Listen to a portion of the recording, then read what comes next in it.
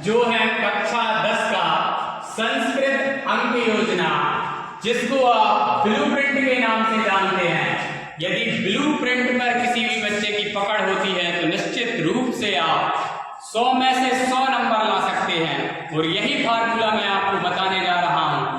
तो सबसे पहले मैं आपको विकल्प वाले प्रश्नों का फार्मूला दे रहा हूं कि आपको जो 5 प्रश्न मिलेंगे 6-6 नंबर के, मतलब एक प्रश्न में आपको विकल्प मिलेंगे, एक प्रश्न में आपको रिक्त स्थान मिलेंगे, एक प्रश्न में आपको युग्म मेलन मिलेगा जिसको आप सही जोड़ी के नाम से जानते हैं, एक आमना मिलेगा जिसको आप सत्य सत्य कहते हैं हिंदी में, और एक प्रश्न ऐसा होगा जो एक पद में आपको उत्तर देना होंगे।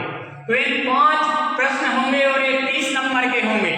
तो इन प्रश्नों में आपको विकल्प, रिक्त स्थान, युग्म मेलन, आमना और एक पद वाले मिलेंगे। तो उन 30 का सिलेबस क्या है? ये सिलेबस है ब्लूप्रिंट का कि आपको शब्द रूप और अव्यय 4 नंबर के आपको शब्द रूप मिलेंगे, 2 नंबर के आपको अव्यय मिलेंगे, यानी टोटल 6 अंकों का एक प्रश्न होगा।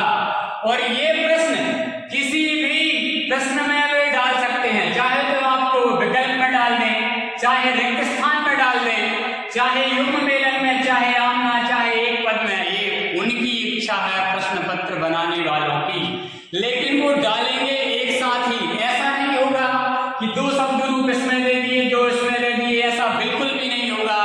6 के 6 प्रश्न आपको किसी एक में ही देखने को मिलेंगे, या तो आपको विकल्प में मिल सकते हैं, रिक्त स्थान में 4 नंबर के शब्द रूप और 2 नंबर के अव्यय। ऐसे ही धातु रूपाणी और अपसर्गा 4 नंबर के आपको धातु रूप देखने को मिलेंगे, 2 नंबर के आपको उपसर्ग देखने को मिलेंगे, यानी टोटल ये भी 6 नंबर का मिलेगा। और इनमें से 5 प्रश्नों में से किन्हीं एक प्रश्न में इसको भी डाला जाएगा और 6 के 6 यही देखने को मिलेंगे। तीसरे पे आ जाते हैं संध्या समासा, 3 संधि के क्वेश्चन, 3 समास के क्वेश्चन, टोटल आपको 6 अंक भी देखने को मिलेंगे और इन्हीं प्रश्नों में से किसी एक में ये डाले जाएंगे। फिर आपको विशेषण विशेष, विलोम शब्द और पर्याय, ये तीनों भी 2-2 नंबर के देखने को आपको मिलेंगे 6 नंबर के किसी एक प्रश्न में। और एक पद वाले प्रश्न और प्रत्यय, एक पद वाले 3 और 3 नंबर का आपका प्रत्यय, कुल मिलाकर 6 नंबर के। इस तरीके का आपका 30 नंबर का रहेगा। अब मैं आपको बिल्कुल शॉर्ट ट्रिक दे रहा हूं जिसका उपयोग करके आप पूरी तरीके से समझ सकते हैं। देखिए, आपका सबसे पहले मैं आपको समझाता हूं शब्द रूपाणी और अव्यय का। आपकी व्याकरण विधि में बहुत सारे शब्द रूप दिए हैं, तो आप कितना याद करोगे? बहुत कठिन हो जाएगा। इसलिए मैं शॉर्ट ट्रिक में दे रहा हूं, केवल ये 4 शब्द रूप आप याद कर लीजिएगा। कौन कौन से? कहा बालक शब्द के शब्द रूप याद कर लो आप। कौन से? बालक के। लता के कर लीजिए आप, लता शब्द के। तीसरा आप फल शब्द के कर लीजिए। चौथा आप किम शब्द के शब्द रूप याद कर लीजिए तीनों लिंगों में। किम शब्द के आपको तीनों लिंगों में याद करना है। तो ये 4 नंबर जो आपको शब्द रूपाणी 4 नंबर का आएगा गुरु, ये 4 शब्द रूप यदि आपने याद कर लिए तो इनके आधार पर आप पूरी तरीके से अनुमान करेंगे आपके जेब में होंगे ये 4 नंबर। और यदि आपने अव्यय की परिभाषा याद कर ली और अव्यय को समझ लिया तो 2 नंबर। अव्यय क्या होता है कि संस्कृत के ऐसे शब्द जिनमें लिंग, वचन और विभक्ति के आधार पर कोई परिवर्तन नहीं होता, उन्हें हम अव्यय कहते हैं। देखिए, जैसे मैं आपको एक अव्यय समझाता हूं। अत्र, अत्र एक अव्यय है, इसका अर्थ होता है यहां। अब इसके रूप नहीं चलते, ना ही इसका लिंग निर्धारण है कि ये पुल्लिंग के लिए है या स्त्रीलिंग के लिए है, नपुंसक के लिए है, ये सब के लिए है। यहाँ राम है, यहाँ सीता है, यहाँ फल है, यहाँ सबके लिए है, तीनों लिंगों में, इसलिए अव्यय कहलाएगा। अगर अव्यय जान लिया तो आपसे किसी तरीके के अव्यय पूछे तो आप 2 नंबर का फट से कर देंगे। तो ये हो गई आपकी शब्द रूपाणी और अव्यय की बात।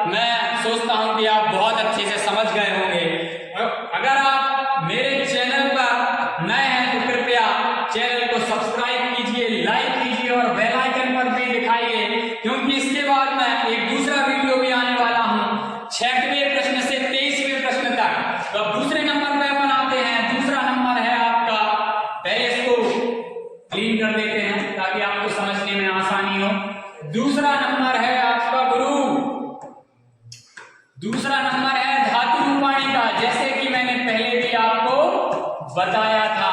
धातु रूपाणी धन उपसर्गाः,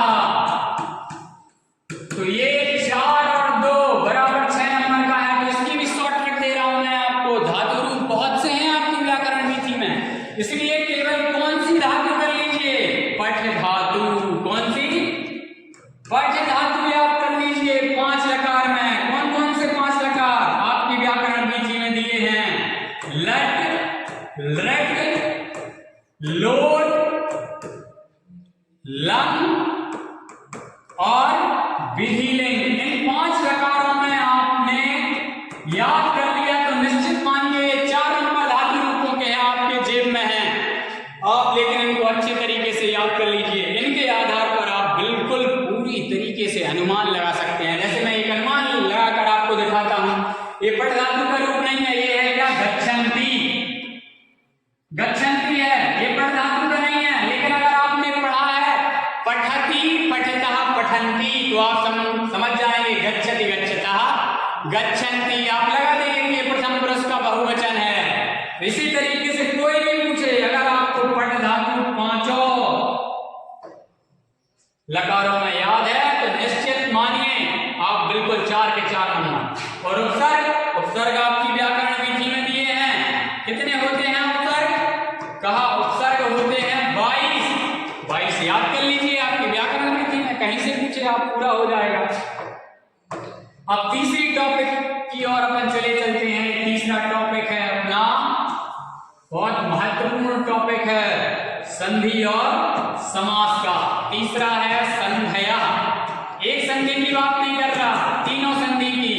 संधया, समासा, 6 समास की बात कर रहा है।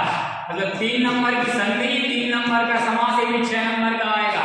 तो आपके व्याकरण नीति में संधियां बहुत अच्छे से समझाई गई हैं, उनको समझ लीजिए।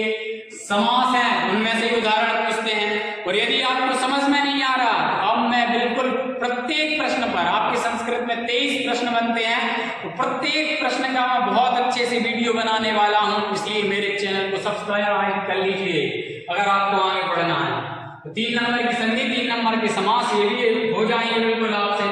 और चौथा नंबर आपका है, चौथा नंबर है आपका विशेषण विशेष। विशेषण विशेष, विशेषण विशेष का है, विलोम का है और पर्याय का है। इसकी बिल्कुल ट्रिक देख लीजिए। ये भी 2-2 नंबर के हैं तीनों। 2 नंबर का विशेषण विशेष होगा आपका, और 2 नंबर का विलोम होगा, और 2 नंबर का पर्याय होगा। इस तरीके के 6 नंबर। तो विशेषण विशेष बिल्कुल 2 मिनट में समझ लीजिए कि विशेषण वो है जो विशेषता बताई जा रही है। जैसे मधुराणी गीतानी, तो गीतों की विशेषता बताई जा रही है कि मधुर हैं, तो मधुर क्या वो हो गया विशेष। तो विशेष क्या हो गया? गीतानी।